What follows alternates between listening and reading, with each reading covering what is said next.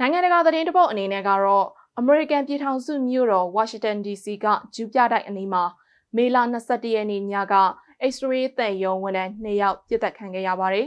။အမေရိကန်မှာရှိတဲ့ X-ray သံရုံကဝန်ထမ်း2ယောက်ဟာ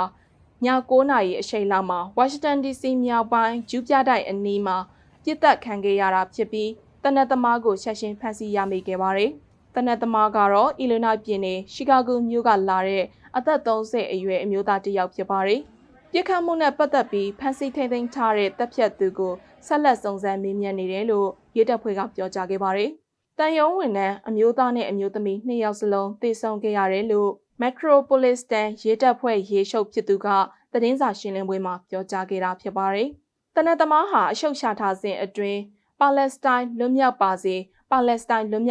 ဆိုပြီးကျူးကျော်နေခဲ့တယ်လို့လည်းသိရပါတယ်ရှင်။